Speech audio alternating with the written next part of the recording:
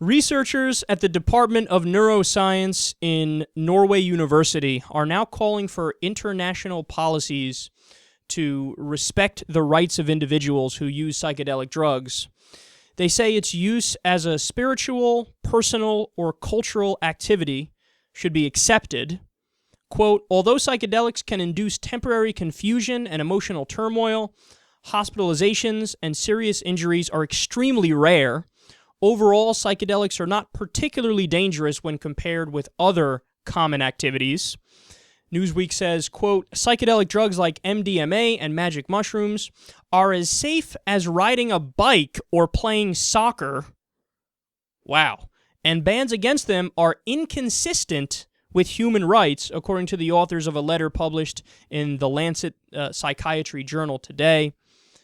So look at that, man. That line is interesting. And to be clear, it was reported on in Newsweek and in the Lancet Psychiatry Journal. And that's a line from one of the researchers who said that. The researcher said, quote, psychedelic drugs like MDMA and magic mushrooms are as safe as riding a bike or playing soccer. Oh, now, actually, I want to slightly disagree here because you don't run the risk of a bad trip. Well, you can literally have a bad trip if you play soccer and bust up your face or some shit. And I guess you can if you're riding a bike too. Different kinds of bad trips, though. One is psychological and lasts longer and you go fucking nuts, and the other one is like, I have a scar now and I went to the hospital to get a bone fixed or something, whatever. I do think there's a little difference. It's kind of an apples and orange comparison going on here. But point overall taken. I get it. I hear you. And that's really interesting, man. And you know what this speaks to? It speaks to something that many people do not know when it comes to drugs, which is that psychedelic drugs are not the same as heroin or cocaine or drugs like that. Like some drugs, particularly hallucinogenics, are much less addictive if they're addictive at all. Like heroin, the risk of addiction is higher. Alcohol, the risk of addiction is higher. Even Xanax and pharmaceutical pills, the risk of addiction is higher. Cocaine, risk of addiction is higher. Marijuana, which is a mild hallucinogenic, the risk of addiction is much lower. And psychedelic drugs even lower than marijuana, where, you know, people use it, in fact, to stop themselves from being addicted to either alcohol or cocaine or whatever other drug it is. And we've covered studies on that, and we've reported on it on the show.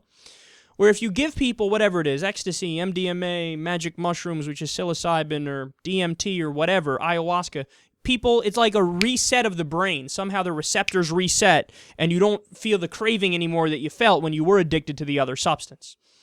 So the drugs are just totally different, categorically different. Which is why it is a little strange that we use the term drugs to describe all of them. I mean, I get it because it's under the same basic umbrella of you're changing your consciousness, but there are so many different ways to change your consciousness.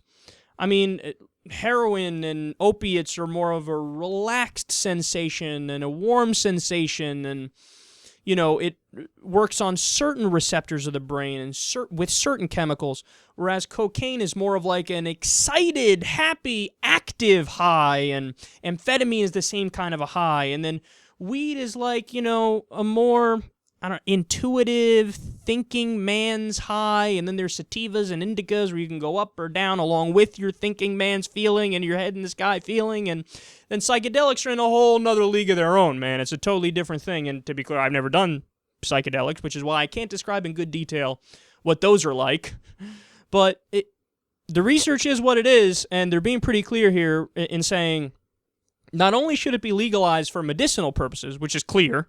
We covered the studies where people who were dying took it and it kind of made them feel better. It made them happier. It kind of ended their end-of-life depression, if you will.